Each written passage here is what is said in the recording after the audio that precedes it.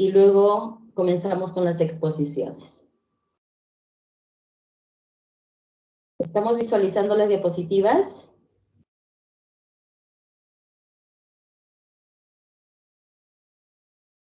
No, doctora. No, doctora, No. todavía. Ya, ahora.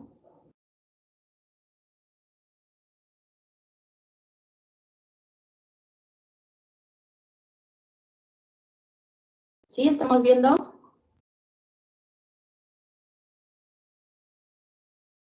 Ahora sí, doctora. Sí, ahora sí, doctora. Ya está, perfecto. Ya, creo que nos quedamos aquí en gammagrafía, ¿no? Dijimos que en la gammagrafía se tiene que inyectar una sustancia radiactiva a la persona. Esta sustancia siempre va a tener una célula blanca, una célula diana, ¿no? Llega a ese órgano. Por ejemplo, yodo va a ir a tiroides. Cuando el yodo radiactivo llega a tiroides, la persona emite radiación gamma. Esta radiación gamma que sale de la persona va a ser captada por el gammágrafo. Y el gammágrafo lo convierte en una imagen que los médicos van a poder evaluar. En este caso, la gammagrafía permite estudiar la función del órgano, de la estructura, la función. Luego tenemos los rayos X. Y los rayos X los tenemos de dos formas. Una forma es generar rayos X por salto de electrones, de un nivel superior a un nivel inferior. Los electrones en un nivel superior tienen más energía y cuando saltan a un nivel inferior tienen que perder esa energía. Si esa energía que pierden corresponde a la longitud de onda de los rayos X, son rayos X, pues, ¿no? Pero son rayos X discontinuos. ¿Por qué se le dice rayos X discontinuos? Porque tenemos que esperar que un electrón salte de un nivel superior a un inferior para que se libere el rayo X.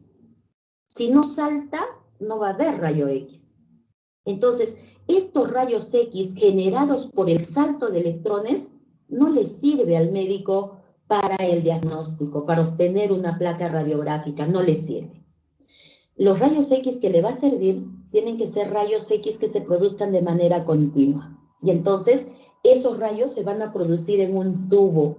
La máquina de rayos X tiene un tubo herméticamente cerrado al vacío. Aquí en el interior no puede haber ni una sola molécula de aire. Está vacío total. En este tubo hay un cátodo y hay un ánodo. El cátodo tiene un alambre de tungsteno o wolframio. Y miren, cuando conectan la máquina de rayos X a la corriente eléctrica, se genera alto voltaje y entonces de este cátodo, de este alambre de tungsteno o wolframio, se libera electrones. Va a haber un flujo de electrones acelerados grandemente, moviéndose a gran velocidad. Y entonces desde el cátodo que se liberan estos electrones, se van a dirigir al ánodo y van a impactar, van a chocar, van a ser frenados en el ánodo. Producto de haberlos frenado, se libera energía. De esa energía, el 99% es calor y solo el 1% rayos X. Estos tubos tienen que tener un excelente refrigerante porque si no se queman. Un excelente refrigerante. Generalmente utilizan aceite para eliminar, para absorber ese 99% de calor. Y solo el 1% va a ser rayos X que, bueno, por dosis los van a utilizar para poder sacar una placa radiográfica.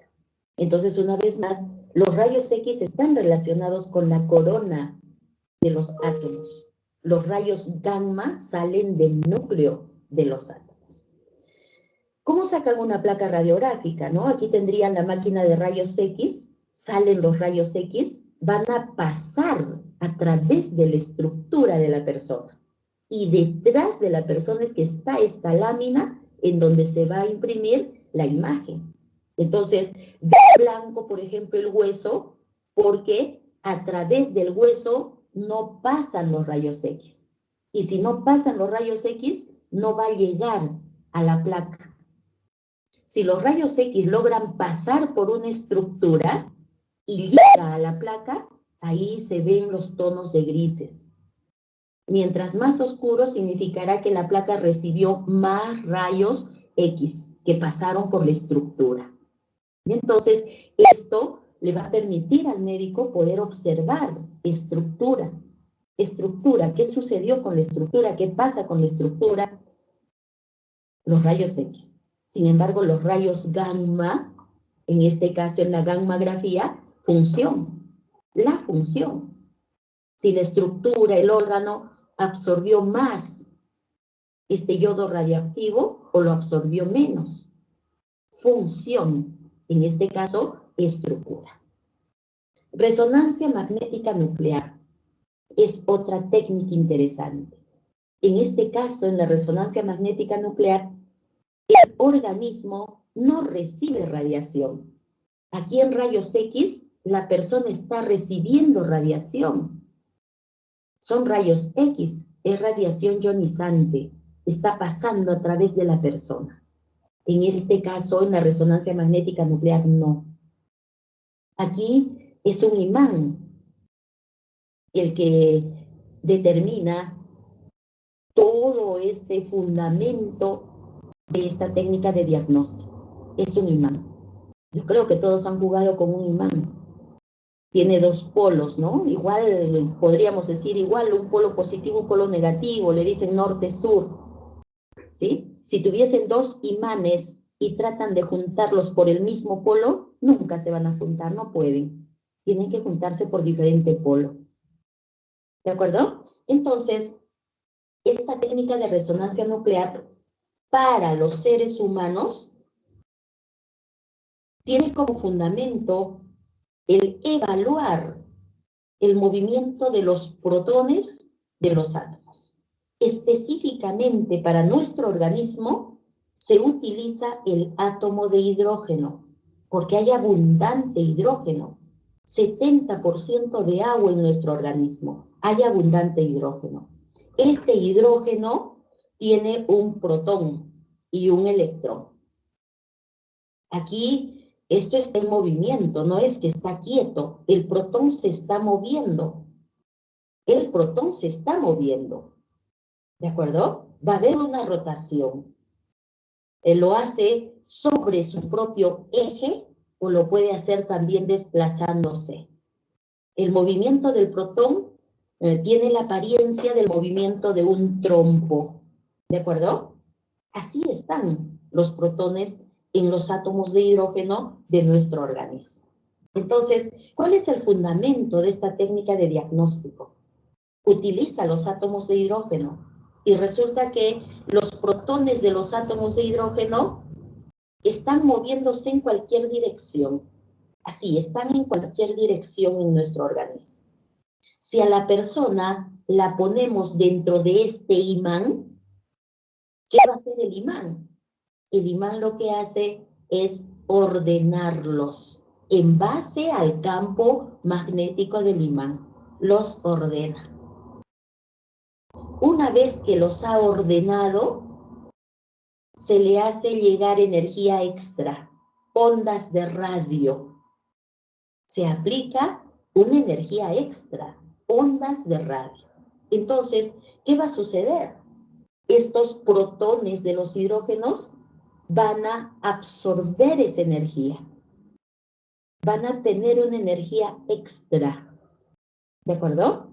Eso es lo que hace el equipo. Da ondas de radio para que ganen energía, van a tener una energía extra estos protones, que están alineados en base al campo magnético. Después se quita estas ondas de radio. Se quita las ondas de radio. Y al quitar las ondas de radio, estos protones van a regresar a su estado normal. Estos protones van a liberar la energía que ganaron. Y entonces va a tener una forma si todo está normal. Y va a tener otra forma si es que hubiese algún problema en la estructura que están analizando. Esa es, así de sencilla, es la base de función de la resonancia magnética nuclear. Entonces, si repasamos una vez más, los protones están desordenados. Cuando se pone en el imán del resonador magnético, se alinean en base al campo magnético, se les hace ganar energía con ondas de radio, se quitan las ondas de radio y los protones van a recuperar su estado inicial, van a liberar la energía que ganaron. Si todo está dentro de lo normal, esa liberación de energía es normal. Si hay algún problema, se altera esta recuperación de los protones. Y entonces, en este equipo, todo eso se traduce en una imagen que los médicos van a poder diagnosticar. Y finalmente hablemos del láser. El láser es bastante utilizado también en medicina, ¿no? Lo pueden utilizar como bisturí. Lo utilizan para hacer cirugía refractiva, en el caso para solucionar problemas de miopía, para solucionar problemas de astigmatismo, utilizan el láser.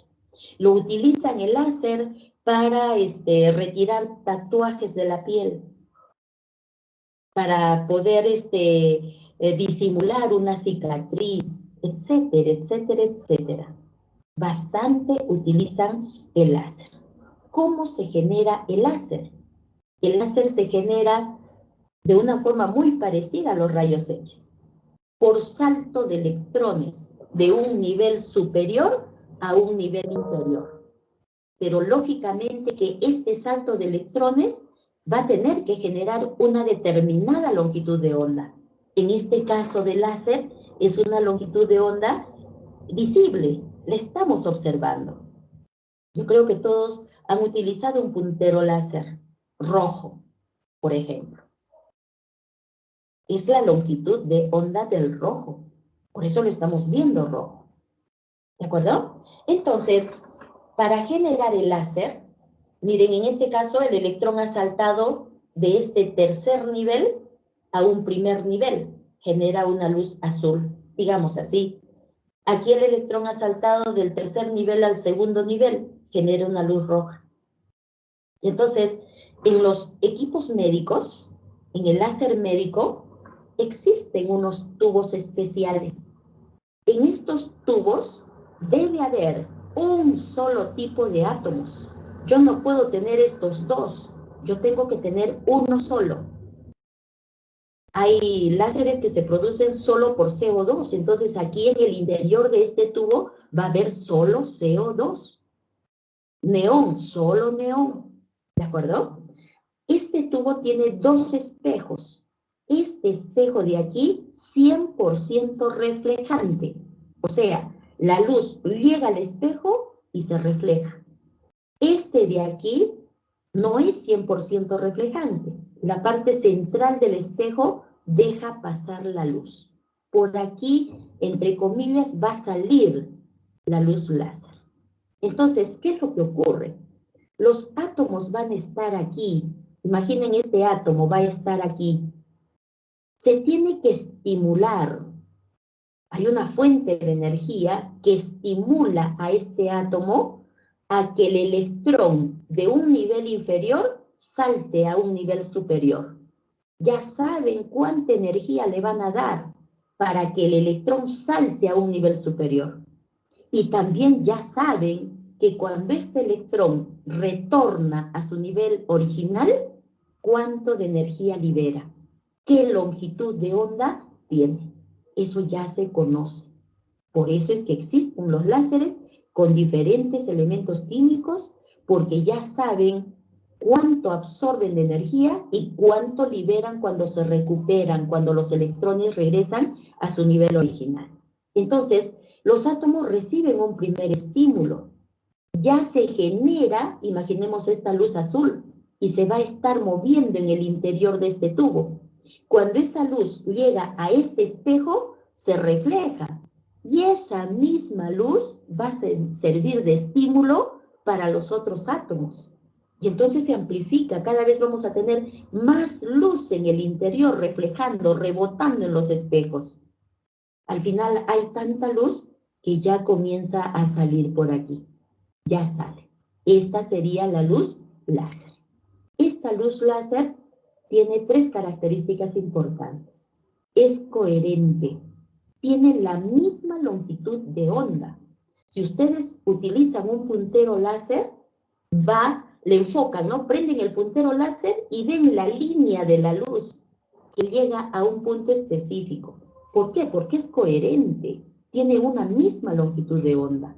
Eso mismo hace que sea monocromático, es solo rojo, por eso ven una sola dirección. No es como la luz blanca que se dispersa, tiene todas las longitudes de onda.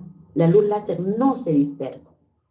Y precisamente porque es coherente, monocromática, los médicos lo pueden utilizar, porque lo van a focalizar en el punto en donde quieren que actúe. Colimada porque va a ir en orden, va a salir de una determinada manera, va a ir en orden. ¿De acuerdo? Eso es la luz láser con amplia aplicación también en medicina. Muy bien, con esto sí terminamos todo el contenido. Y ahora sí, comenzamos con las exposiciones. 7 minutos de exposición, todos listos, por favor, con el material y vamos a elegir quién va a exponer. ¿De acuerdo? Vamos a elegir quién va a exponer. Comencemos con, a ver, el primer tema es implante coclear.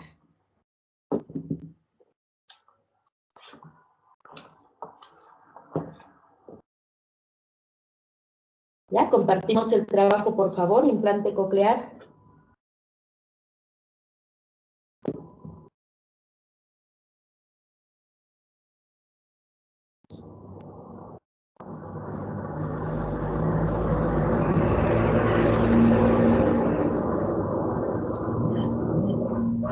Ya está. A ver, exponga Jesús Lázaro.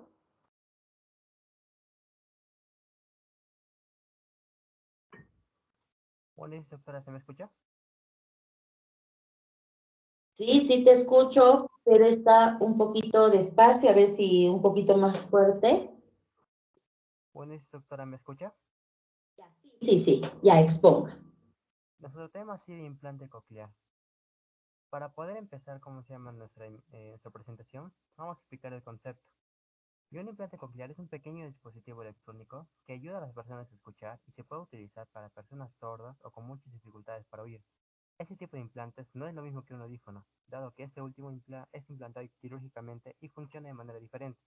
Los implantes cocleares son dispositivos que estimulan eléctricamente el nervio auditivo y permiten que las personas con pérdidas auditivas profundas reconozcan el sonido.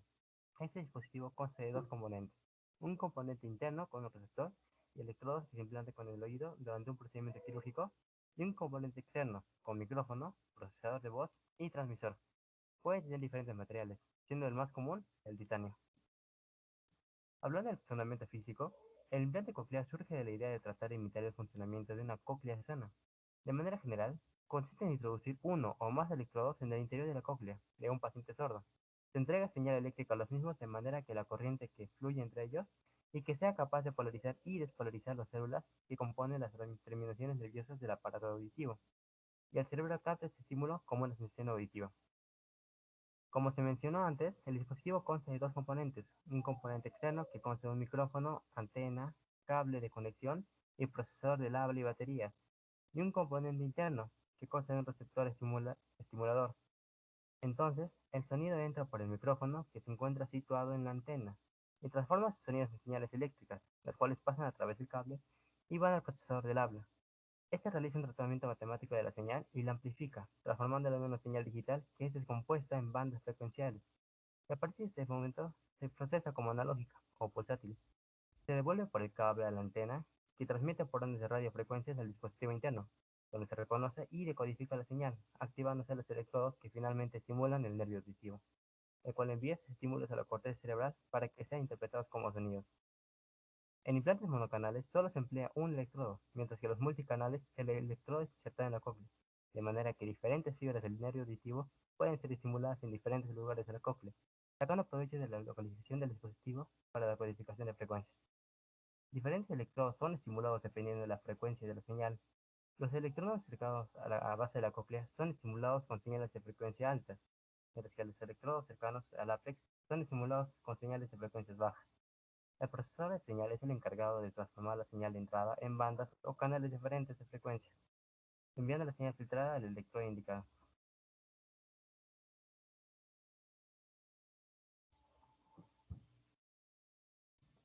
Hablando de la importancia del implante coclear, uno de los objetivos de la búsqueda del conocimiento es poder usarlo para el beneficio de la humanidad, y este avance tecnológico como lo es un implante coclear ayudará a cientos de personas que por algún motivo u otro hayan perdido ese sentido y poder lograr un estilo de vida más humano y saludable. El implante coclear permite el desarrollo del lenguaje oral en casos de hipoacusia neurosensorial severa, fomenta el desarrollo y mejora de las destrezas de comunicación y ayudan a los niños a lograr sus objetivos de aprendizaje. Permite percibir y reconocer diferentes tipos de sonidos. Pero ¿en qué caso podemos utilizar un implante coclear? Estos implantes están diseñados solamente para aquellos pacientes que no obtienen casi ningún beneficio con un audífono. Es importante que tengan por lo menos un año de edad o más. Los candidatos para estos dispositivos pueden ser personas que nacieron sordas, que quedaron sordas después de aprender a hablar. Los pacientes no pueden aplicar a la cirugía si una meningitis de infancia fue la causa responsable de su sordera.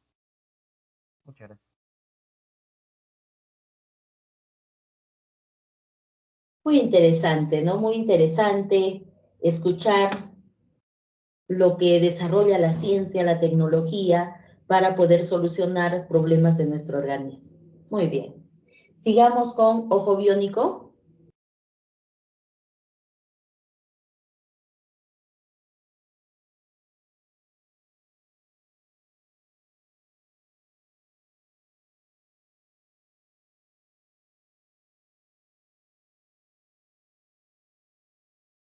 ¿Está el grupo de ojo biónico? Sí, doctora, estamos compartiendo recién. Ya, está bien.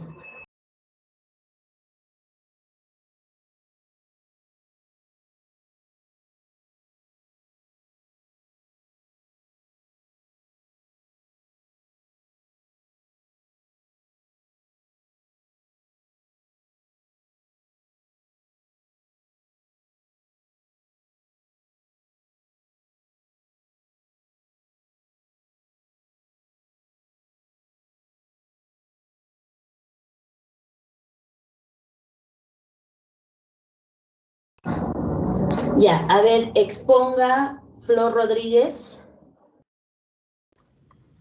Sí, doctora.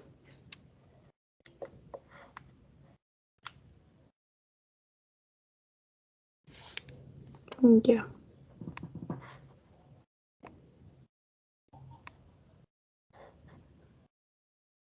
Está cargando.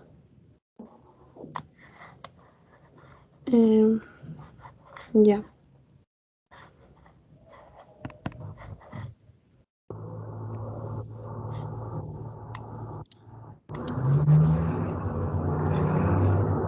Fundamento físico. El ojo humano es el sistema óptico que forma imágenes a partir de un objeto en presencia de luz. Este es capaz de ver una sola región del espectro electromagnético, el visible, de 400 nanómetros a 750 nanómetros. Cuando la luz se encuentra con un objeto, experimenta diferentes fenómenos según el material que atraviesa. La reflexión y refracción, como vemos en la imagen, se producen debido a que la luz interactúa con dos medios de diferentes densidades. Para que se forme la imagen, la luz tiene que viajar a través de diferentes lentes presentes en el ojo que posee distintos índices de refracción y permiten una correcta refracción de la luz para que éste llegue a la retina.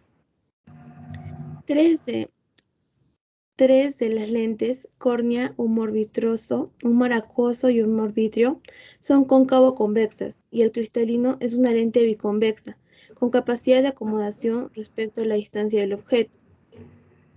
La función convergente y la distancia del centro óptico a la retina, que es 17 milímetros, permiten la formación de una imagen real, nítida, invertida y de menor tamaño que el objeto.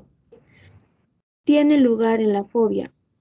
Esta área está constituida por conos que se encargan de la visión a color y bastones que se encargan de la visión nocturna o a blanco y negro. Los mismos que realizan la conversión de energía mediante un proceso fotoquímico originan impulsos nerviosos que salen a través de las células bipolares de las células ganglionares, cuyos axones forman la capa de fibras nerviosas que se convierten en el nervio óptico y llegan al cerebro al área 17, donde se produce la visión. Entonces el cerebro es el que en realidad interpreta la imagen y la endereza. Siguiente, por favor.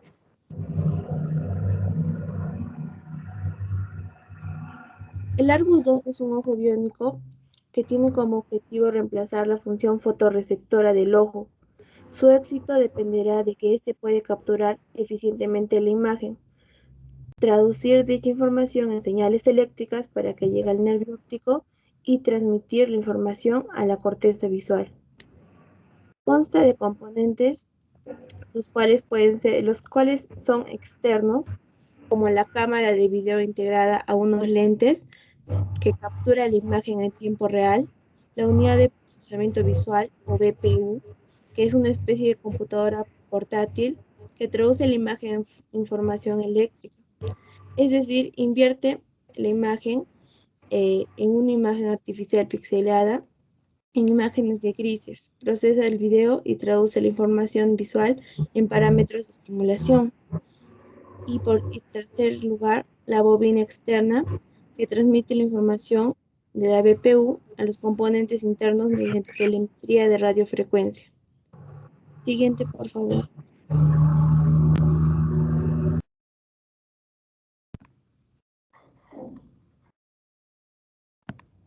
Siguiente. Ya. También consta de componentes internos, los cuales serían bobina o receptor inalámbrico de telemetría de radiofrecuencia. Se satura en la esclerótica. Su función es convertir las ondas de radio en señales eléctricas, por ende actúa como un receptor.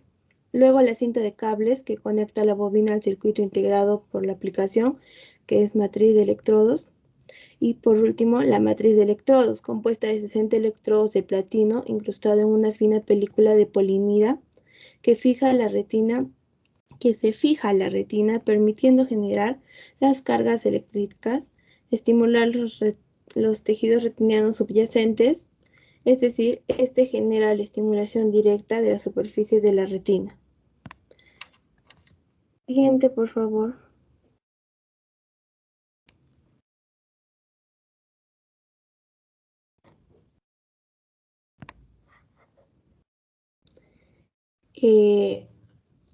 Las aplicaciones del sistema Argus 2 son la retinosis pigmentaria, de 1 a 5 de cada 10.000 personas la padecen. Esto es un trastorno que se ubica en la retina y consta de la difusión progresiva de los bastones y los conos. Asimismo, se encuentra que la mayor capacidad visual, el 60% de los pacientes no presentaron efectos secundarios. La eficacia del uso del sistema Argus fue continua y el 80% de satisfacción a la primera operación fue positivo. Este mecanismo fue reconocido y aprobado para la comercialización en la Unión Europea y en Estados Unidos hasta la fecha. Gracias, doctora. Muy bien. Ya habíamos dicho que es más complicado, ¿no? Poder solucionar un problema de visión que un problema de audición. La visión es mucho más compleja. Muy bien. Seguimos con endoscopía.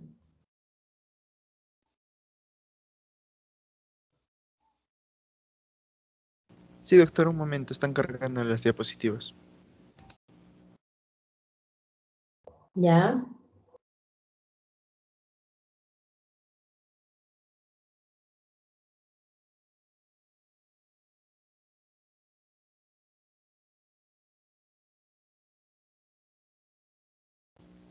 ¿Se logra ver?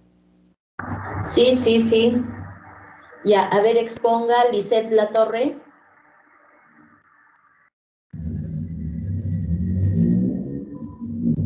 Buenos días, doctora. Buenos días, compañeros. Vamos a exponer el tema de endoscopía. El concepto. La endoscopía es una técnica diagnóstica que consiste en la introducción de una cámara o lente junto con una luz en su extremo. Así como podemos ver en la imagen del paciente, en ese extremo es que se va a...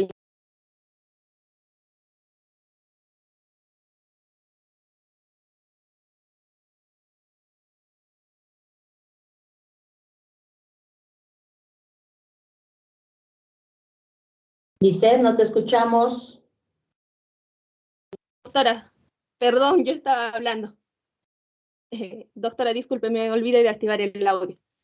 Buenos días, doctora. Buenos días, compañeros. Voy a exponer el tema de endoscopía. El concepto. La endoscopía es la técnica diagnóstica que consiste en la introducción de una cámara o lente junto a una luz en su extremo. Como podemos visualizar en la imagen mostrada, es la parte que se introduce hacia el paciente. Todo esto está dentro de un tubo o endoscopio mediante una sonda flexible y gracias a su cámara se puede ver a través de un orificio natural, una incisura quirúrgica o una lesión para la visualización de un órgano o una cavidad corporal. Siguiente diapositiva, por favor. Ahora existen también tipos de endoscopía. Muchos se relacionan con la endoscopía gastrointestinal. Sin embargo, hay muchos más tipos de endoscopía, como por ejemplo las más importantes son la artroscopía, que es usada para examinar las articulaciones, la broncoscopía, que explora la tráquea y los pulmones, la colonoscopía, que ve todo el área del intestino grueso y el colon, la citoscopía, empleada para visualizar el interior de la vejiga, y la paroscópica, que es usada para explorar el estómago, el hígado y órganos reproductores femeninos. Entre las principales partes del endoscopio, podemos recalcar que este está conectado a un monitor para poder visualizar las imágenes que capte. Este se puede diferenciar en dos secciones. Primero, un tubo flexible y otra que va a controlar los componentes que están dentro del tubo flexible, el cual pasa por el tracto gastrointestinal, proporcionando una imagen de video. Gracias a esto, se le permite maniobrar a la persona, no al médico, la persona que lo realiza. Siguiente, por favor.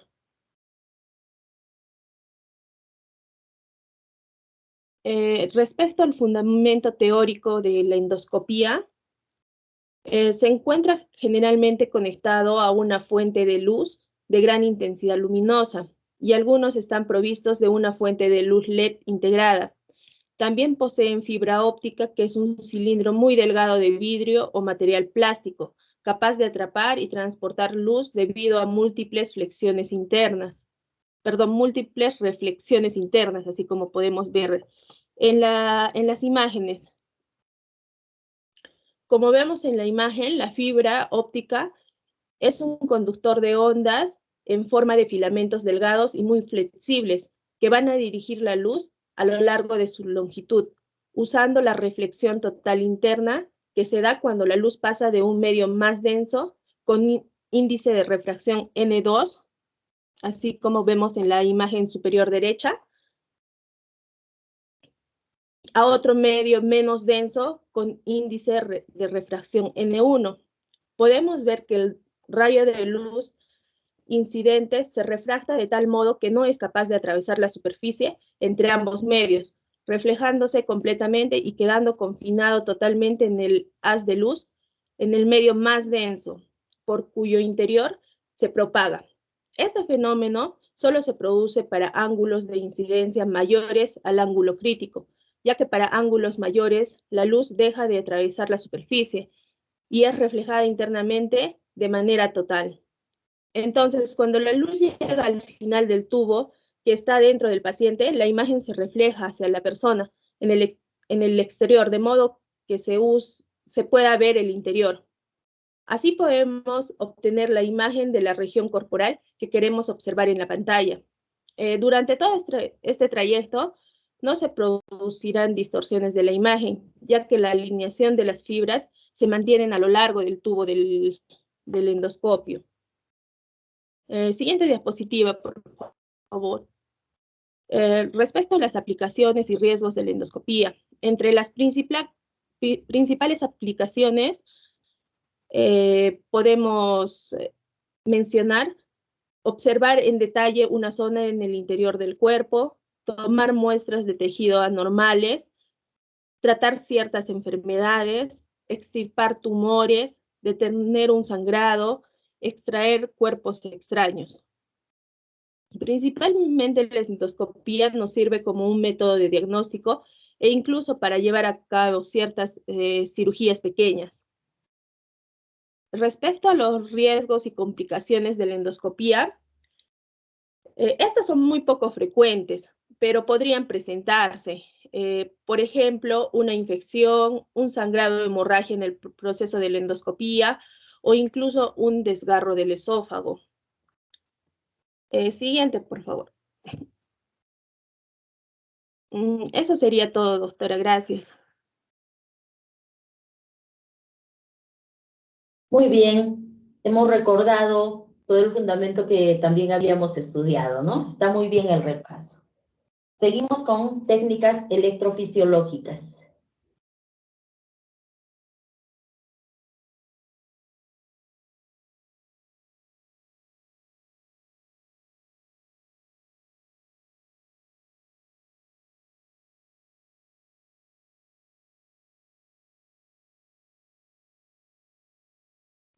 Perfecto. A ver, exponga Ana Paula Cáceres. Sí, doctora.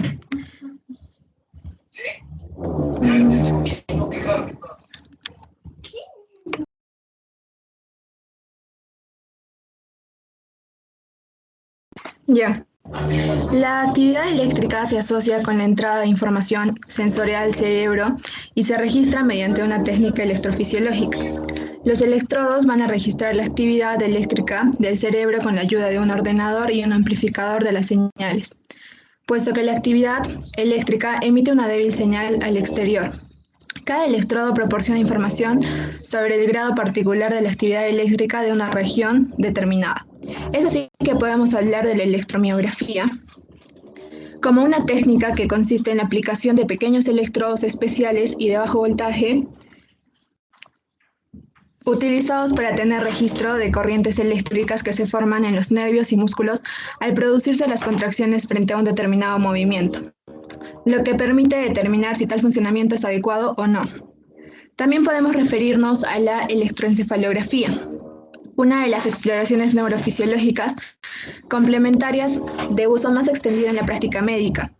Esta técnica consiste en el registro de la actividad eléctrica cerebral mediante el empleo de unos electrodos que recogen los diferentes impulsos eléctricos cerebrales, un amplificador, un aparato de registro que transforma dichos impulsos en un registro de ondas cerebrales y un ordenador para su interpretación.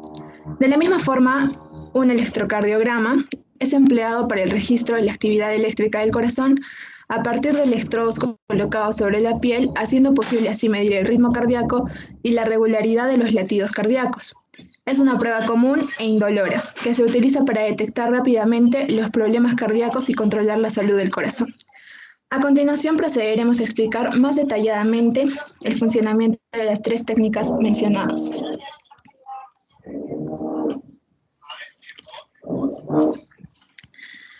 La electromiografía es una prueba diagnóstica neurofisiológica cuya realización tiene como finalidad conocer el funcionamiento del sistema nervioso periférico, músculos y nervios que lo inervan, lo que va a permitir determinar si tal funcionamiento es adecuado o no, es decir, si la situación es normal o hay alguna alteración patológica. Para el registro electromiográfico se utiliza una aguja muy fina que se introduce en el músculo o zona a explorar. También se pueden utilizar, aunque es mucho menos frecuente, electrodos de superficie, que son pequeños discos metálicos. El fundamento de la técnica es que los músculos, al contraerse, van a emitir descargas eléctricas que son recogidas por el aparato conocido como electromiógrafo. Según cómo sean estas descargas, indicarán que la situación es normal o que existe alguna patología. ¿Para qué sirve un electromiograma o electromiografía? Va a permitir determinar si hay un daño muscular o neurológico en la persona a la que se la realiza. La principal indicación del electromiograma es el estudio y diagnóstico de trastornos o enfermedades cuyos síntomas son la pérdida de la fuerza o de masa muscular, debilidad, parestesias, calambres y otros. Electroencefalografía. La electroencefalografía es una exploración neurofisiológica que se basa en el registro de la actividad bioeléctrica cerebral en condiciones basales de reposo, vigilia o sueño. Mediante el electroencefalógrafo, que es un dispositivo que permite registrar la actividad eléctrica del cerebro a través de un proceso electrofisiológico. ¿Qué es un electroencefalograma? Es el registro gráfico mediante electrodos de la actividad eléctrica del cerebro. Estos electrodos son pequeños discos metálicos fijados sobre el cuero cabelludo. La técnica básica del electroencefalograma implica fijar 20 electrodos al cuero cabelludo. Cada electrodo enviará una señal a una máquina llamada electroencefalograma que muestra las ondas cerebrales. Vamos a tener el ritmo alfa, que es la actividad entre 8 y 12 Hz, localizado en regiones occipitales, y el ritmo beta, que es la actividad rápida entre 14 y 50 Hz, localizado en regiones frontales y temporales anteriores. Las aplicaciones clínicas más frecuentes del electroencefalograma permiten el diagnóstico de enfermedades como la epilepsia, las demencias, la encefalopatía y la muerte cerebral. El electrocardiograma es un gráfico que estudia las variaciones de voltaje en relación con el tiempo.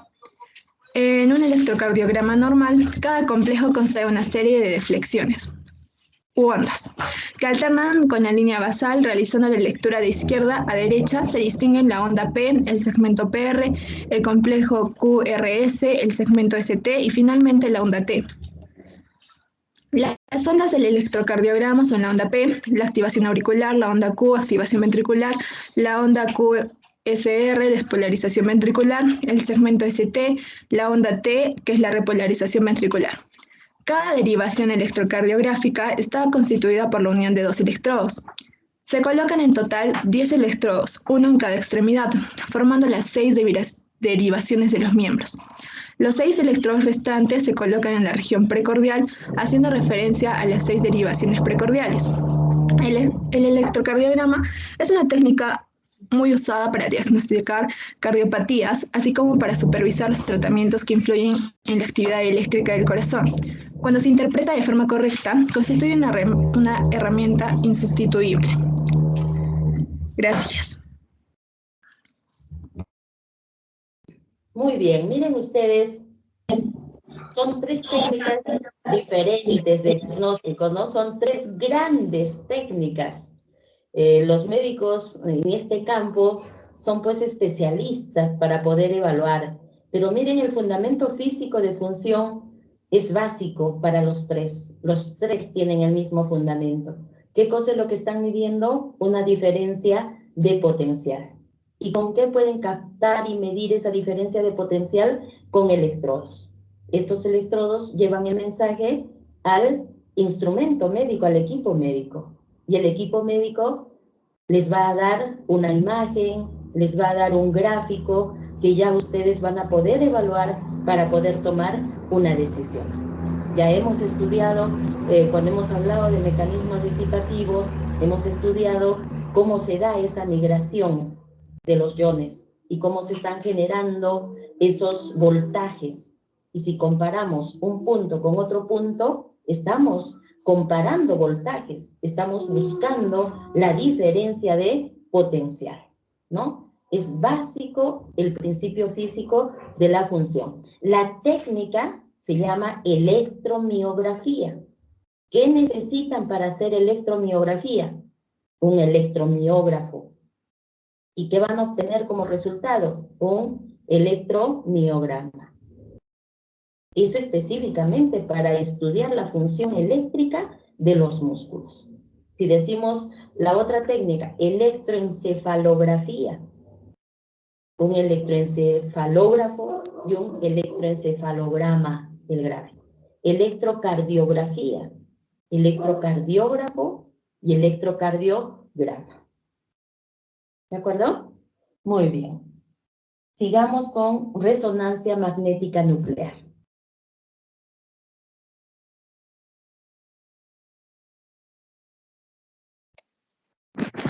¿Se visualiza, doctora? Sí, sí, sí. A ver, exponga Daneret, Portugal. Sí, doctora. Ya. Buenos días, doctora. Buenos días, compañeros. Nuestro tema es resonancia magnética nuclear. Siguiente diapositiva, por favor. Ya. ¿Qué es la resonancia magnética nuclear? Es una técnica de imágenes médicas que utiliza un campo magnético y ondas de radio generadas por una computadora para crear imágenes detalladas de los órganos y tejidos del cuerpo. Estas imágenes pueden mostrar la diferencia entre el tejido normal y el tejido enfermo. Con esta técnica se obtienen mejores imágenes de los órganos y el tejido blanco que mediante el uso de otras técnicas de exploración, como la tomografía computarizada o la radiografía.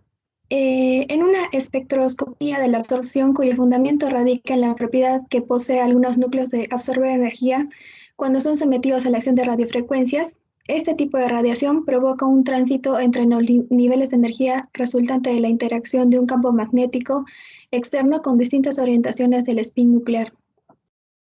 En la actualidad no se conoce una técnica más potente que la espectroscopía de la resonancia magnética nuclear en la dilucidación de las estructuras moleculares en base líquida, por lo que esta técnica constituye el pilar básico para aquellas investigaciones que predicen de dicha información a lo largo de sus trabajos. Siguiente diapositiva, por favor. Ya. La información obtenida de la resonancia magnética proviene de las propiedades magnéticas naturales de los átomos. La base física está dada por la existencia de dos tipos de movimientos de los núcleos atómicos, el movimiento giratorio o spin, que es alrededor de su eje, y el movimiento de precesión, que es alrededor del eje gravitacional. Dichos movimientos generan un campo magnético alrededor de cada núcleo, especialmente los átomos que poseen un núcleo impar de protones y neutrones. En estos predominan las cargas positivas y en consecuencia adquieren mayor actividad magnética. Dado que el hidrógeno es el átomo más abundante de los tejidos orgánicos y su núcleo tiene un protón que es impar, resulta ideal para el examen de resonancia magnética. Es decir, que ahora en adelante, cuando hablemos de protones, siempre vamos a estar refiriéndonos al hidrógeno. En condiciones normales, los vectores de los protones adoptan direcciones aleatorias y se anulan entre sí, como está en la imagen 1. Y cuando se introducen en un cuerpo en un campo magnético, este se magnetiza temporalmente. Es decir, que sus núcleos del hidrógeno se alinean con el campo magnético y procesan alrededor del mismo, creando el llamado vector de magnetización neta, que pueden alinearse en paralelo o antiparalelo. Dicho vector es resultante de la suma de los vectores de cada uno de los átomos y esto se denomina magnetización longitudinal, como se ve en la imagen 2. Cuando se aplica en pulso de radiofrecuencia, el objetivo es voltear esta magnetización longitudinal hasta el plano transverso y así crear la magnetización transversa. La variación de esta magnetización transversa es lo que se puede leer en el equipo. Siguiente diapositiva, por favor. Ya. ¿Y por qué se necesita una resonancia magnética?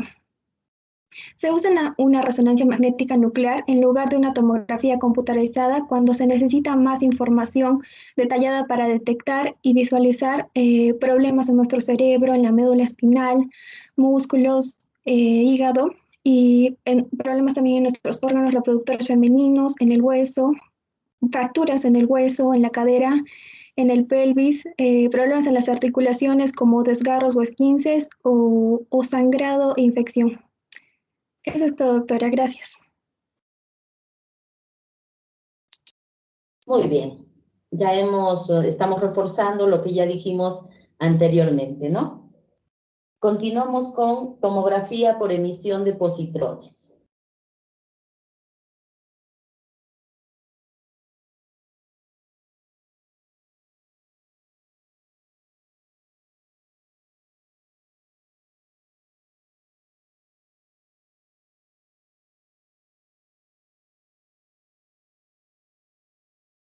A ver, exponga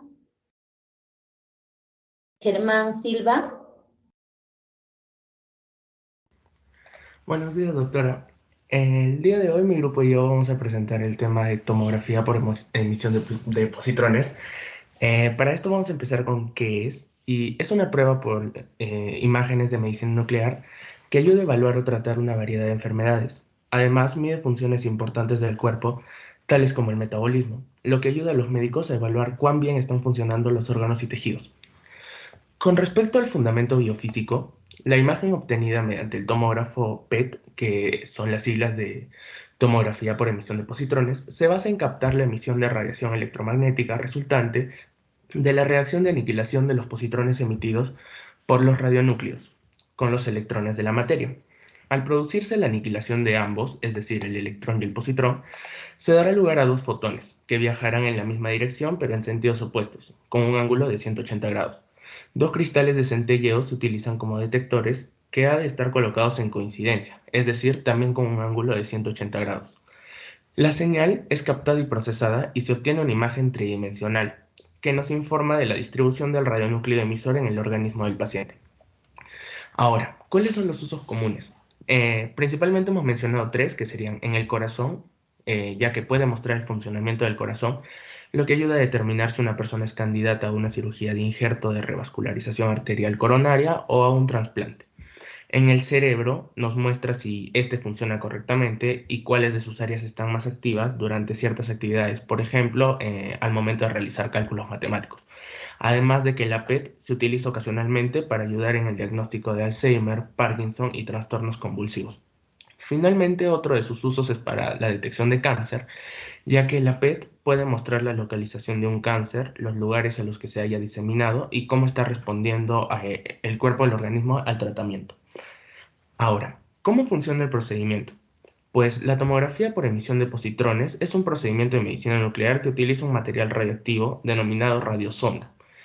Estas radiosondas son moléculas unidas o marcadas con una pequeña cantidad de material radioactivo que se puede detectar. Estas se acumulan en los tumores o en regiones con inflamación y se inyectan en el torrente sanguíneo. Se ingiere o se inhala en forma de gas. Luego se acumula en el área del cuerpo que está siendo examinada y emite una pequeña cantidad de energía en forma de rayos gamma. Y las áreas de mayor intensidad son denominadas puntos calientes, indicando zonas de acumulación de grandes cantidades de radiosonda, y las áreas con menor intensidad o puntos fríos indican una menor concentración de radiosonda. Las cámaras especiales detectan esta energía y con la ayuda de una computadora elaboran imágenes que brindan detalles de la estructura y función de órganos y tejidos. ¿Cómo se realiza este proceso? Pues se reposará en una mesa de examen. De ser necesario, se le insertará un catéter intravenoso en una vena de la mano o del brazo al paciente. Generalmente a la radiosonda toma de 30 minutos a 1 hora viajar a través del cuerpo y ser absorbida por el área que está siendo examinada. Se le pedirá al paciente que descanse tranquilamente y que evite moverse o hablar. Luego lo llevarán al explorador de PET para comenzar la toma de imágenes. El tiempo es aproximadamente de 30 minutos para la exploración y se podrían utilizar pruebas adicionales que utilizan otros marcadores o fármacos. Finalmente, en caso de que se le haya insertado una línea intravenosa para el procedimiento, se le quita. Ahora, ¿cómo es el equipo para las PET? Pues se utiliza un escáner. Este consiste en una máquina extensa que cuenta con una abertura circular. Es muy parecida a la unidad de tomografías y resonancias magnéticas. Lleva adentro unos detectores múltiples que tienen forma de anillos. Estos sirven para grabar las emisiones de energía provenientes de la radiosonda. Con respecto a los beneficios y riesgos, los beneficios son: brinda información que incluye detalles acerca de la funcionalidad y anatomía de las estructuras del cuerpo, Por lo general, no es posible lograr esto con otros procedimientos de diagnóstico por imágenes. Las exploraciones de medicina nuclear también proveen información más precisa que la cirugía exploratoria. Y al identificar los cambios en el cuerpo a nivel celular, las imágenes de PET pueden detectar la aparición temprana de la enfermedad antes de que se haga evidente en otros estudios de imágenes como la tomografía computarizada o el RMN. Los riesgos son muy pocos y a la vez extraños debido a que la exposición a la radiación es relativamente baja porque se utiliza una pequeña dosis de radiosondas. Pero en el peor de los casos puede ocurrir una reacción alérgica y como mencioné son demasiado raros, pero de todas formas se debe consultar con el médico y a veces la inyección de la radiosonda podría provocar un leve dolor y enrojecimiento, el cual pasaría rápidamente. Finalmente los resultados serían que al realizarse este procedimiento con un marcador determinado, la TEP nos permite observar lugares donde este marcador tiene mayor presencia, ya sea en un órgano dañado o disfuncional, y al observar este marcador aumentado podemos hacer un diagnóstico presuntivo que debe complementarse con la clínica y otros exámenes para dar un diagnóstico certero. Eso sería todo. Gracias. Muy bien. Entonces, cuando decimos tomografía por emisión de positrones, yo les digo, a ver, 3 palabras que estén relacionadas con la tomografía por emisión de positrones. ¿Qué dirían? Radiosondas. Ya podría ser, a ver, otra. Radiación electromagnética. Ya, otra. Electrones. Ya, nos quedamos con electrones. ¿Qué más?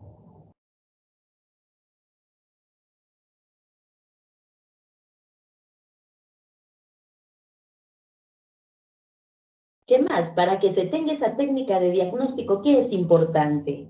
Material radioactivo. Material radiactivo, perfecto. ¿Y de ese material radiactivo qué vas a obtener? ¿Emisiones? Positrones. Recuerden que en la tomografía por emisión de positrones es importante que existan estos positrones que se encuentren con electrones, que los dos se aniquilen y que en su lugar aparezca la radiación gamma. ¿De acuerdo? Eso es importante para esta técnica de diagnóstico. Ya su compañero nos ha explicado, ¿no? Se tiene que inyectar la sustancia que va a generar los positrones. Se van a encontrar con los electrones, se aniquilan y se produce la radiación gamma. Esa radiación gamma va a ser captada y el equipo lo va a transformar en una imagen, en colores, ¿no? Así como hemos visto en la gammagrafía, tiroides, por ejemplo, en colores. Y ya su compañero nos ha dicho, ¿no? Colores que muestran una zona en donde hay más temperatura, más actividad. Otra vez, esta tomografía por emisión de positrones estudia la actividad. No es la estructura en sí, sino la función del órgano. ¿De acuerdo? Muy bien. Terminamos con rayos X, tomografía axial computarizada.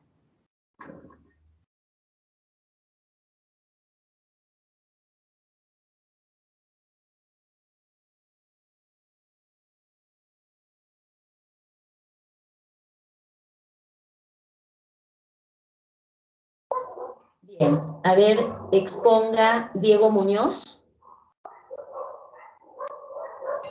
Ok, doctora. Buenos días, doctora. El día de hoy vamos a exponer acerca de los rayos X y la tomografía axial computarizada. Siente, por favor. Ok, desde el descubrimiento, introducción. Desde el descubrimiento de los rayos X hizo evidente que las imágenes radiológicas podían aportar una gran información acerca del cuerpo humano, lo cual les resultó muy útil en el diagnóstico de una patología. Sin embargo, este presentaba una serie de desventajas, como el que una estructura tridimensional es proyectada y convertida en una imagen bidimensional, pero debido a la superposición de las estructuras es posible diferenciar algunas densidades. Pero gracias a la tomografía axial computarizada, esos problemas fueron solucionados. Siguiente, por favor. Ok, para comenzar tenemos el fundamento físico, que como sabemos los rayos X se originan de la nube electrónica de un átomo. Cuando un electrón de un nivel superior pasa a un nivel inferior, va a liberar energía, lo cual es con una longitud de onda corta y una mayor frecuencia. Asimismo, con una radiación ionizante, por lo que el tiempo que va a tener de exposición debe ser el más corto posible. Los rayos X van a generar en los sistemas convencionales de radiología para fines de diagnóstico médico dentro de una ampolla al vacío en donde se van a alinear un cátodo y un ánodo. El sistema se va a alimentar de una fuente de alto voltaje y lo cual se va a situar en el interior de una estructura metálica aislante, de lo cual va a presentar un diafragma o un colimador por donde van a salir los rayos X. Van a atravesar la sección atómica de interés y obtener las imágenes bidimensionales de las estructuras internas. Va a ser mediante la impresión de una placa radiográfica. La tomografía axial computarizada es la reconstrucción por medio de un computador de un plano tomográfico de un objeto, lo cual básicamente va a ser un aparato de rayos X en el cual la placa radiográfica va a ser sustituida por los detectores. La información que nos va a aportar este método es de una gran imagen totalmente diferente a la radiología convencional. La principal diferencia que va a tener es que la imagen de la tomografía computarizada nos da una visión sectorial de la anatomía del paciente, lo cual va a ser perpendicular al eje longitudinal del cuerpo. En otras palabras, va a ser que vamos a tener imágenes transversas. El proceso va a ser que la obtención de las imágenes en el equipo de la tomografía computarizada va a ser dada por un tubo emisor de un haz de rayos X que está enfrentado a una suma precisión a una columna de detectores. Es decir, que el bloque de tubo de detectores se moverán sincrónicamente para ir girando siempre enfrentados de esta forma. Se van a obtener las distintas proyecciones del objeto. Cada detector va a tener una señal por el cual va a enviar las señales recibidas a cada uno de los detectores de cada proyección. Y a partir de este va a reconstruir la imagen. Pero siempre van a quedar archivadas en la memoria del ordenador siempre que cuando el médico encargado lo va a necesitar. Por lo tanto, los detectores van a convertir la señal de radiación en una señal electrónica, que de lo cual le va a dar respuesta, y a la vez la va a convertir en una señal digital por medio de una conversión realizada por el computador. En los componentes tenemos el gantry, el tubo de rayos X, el colimador, los detectores, el DASD y la computadora. En el gantry se va a encontrar donde va a entrar el paciente. Después tenemos los rayos X, que va a ser el recipiente de vidrio vacío, de lo cual va a estar rodeado por una capa de plomo con una pequeña ventanita que va a dejar salir las radiaciones al exterior. El colimador, que es un elemento que va a permitir regular el tamaño y la forma de los rayos. Los detectores, que van a recibir los rayos X, que van a ser transmitidos para que atraviesen el cuerpo del paciente y lo van a convertir en una señal eléctrica. El DASD, que va a mostrar la señal eléctrica y va a realizar la conversión analógica a digital para que la computadora procese los datos. Siguiente, por favor. Ya, y para finalmente vamos a hablar acerca de las aplicaciones, que los escáneres de la tomografía computarizada pueden usar para diferenciar enfermedades o lesiones dentro de varias regiones del cuerpo humano. Algunos usos comunes de la tomografía computarizada para el diagnóstico pueden ser las anormalidades del cerebro y la médula espinal, la sinusitis, aneurisma de aorta, infecciones torácicas. Generalmente, en el mejor de los casos, el método para detección de cáncer de tórax, abdomen y la pelvis, tales como pueden ser un linfoma, cáncer de pulmón, hígado, riñón, ovarios y páncreas. También pueden ser usados para pacientes con heridas debidas a traumas tales como un accidente automovilístico. También puede servir para guiar biopsias y otros procesos tales como los drenajes de algún absceso y tratamientos con tumores medianamente invasivos. Y finalmente para medir la densidad mineral ósea con el fin de poder detectar una posible osteoporosis. Gracias. Muy bien.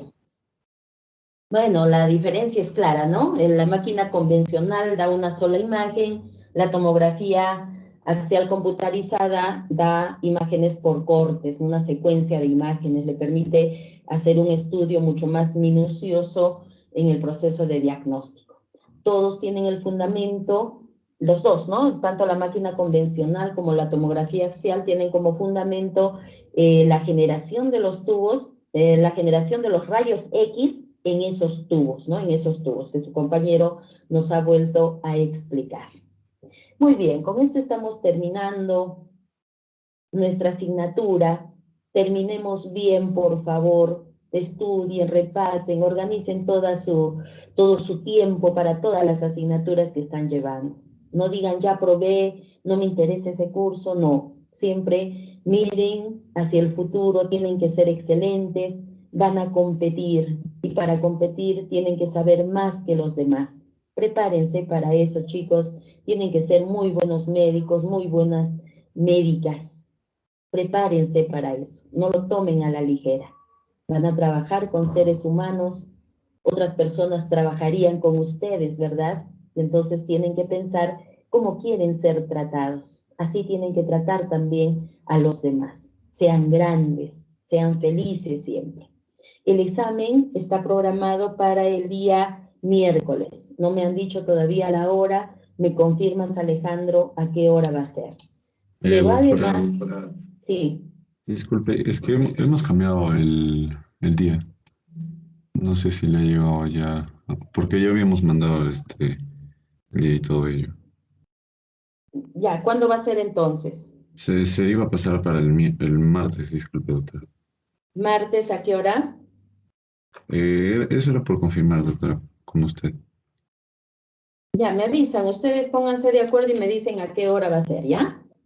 De acuerdo, doctora. A las 2, sí, 2, doctora, disculpe. 2 de la tarde, sí. Ya está, perfecto. Entonces, el día martes a las 2 de la tarde.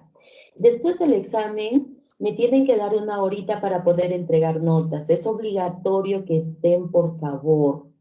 Si hay algún error de mi parte en pasar alguna nota al sistema que no corresponda, ya no va a ser mi responsabilidad. Entonces, yo te voy a pedir, por favor, Alejandro, fijen un horario en el que todos puedan estar. Tienen que estar. ¿De acuerdo? Tienen que De estar acuerdo, para doctora. la nota ¿El examen final. dura 1 hora?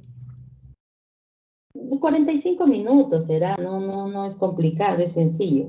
Entonces podría ser a las 3, tal vez. Ya, si me dan tiempo para poder descargar las notas y poder sacar la nota final, no hay problema. Ya todo lo demás lo vamos a tener listo para solamente sacar la nota del examen. Entonces, después del examen, podemos, dentro de media hora, 20 minutos, podemos entregarle las notas, ¿ya? Pero que todos estén, obligatorio. ¿De acuerdo, Alejandro? De acuerdo, doctora, ya le escribo entonces. Ya está, muy bien. Entonces, cuídense bastante, estudien, organicen su tiempo. Nos vemos el día del examen, martes a las 2 de la tarde. Pónganse de acuerdo también con la otra sección, por favor, Alejandro. Y entregamos notas después del examen. Así estamos quedando. Cualquier cambio, me avisan, por favor. ¿De acuerdo? De acuerdo, doctora. Doctora, disculpe, las notas, o sea, el dictado de notas va a ser para todas las secciones. No, solo para su clase, ya con la otra sección en otro momento, pero el examen sí es simultáneo para las dos secciones, ¿ya? El examen sí es simultáneo para las dos secciones, por favor, ¿ya? Para la A y para la B. Y la entrega de notas, no, cada quien en su sección. Muy bien, con esto terminamos entonces, nos vemos el día del examen y en la entrega de notas. Estudien, cuídense bastante, hasta luego. Hasta luego, doctora. Hasta luego, doctora. Hasta luego, doctora. Hasta luego, Cuídese, doctora.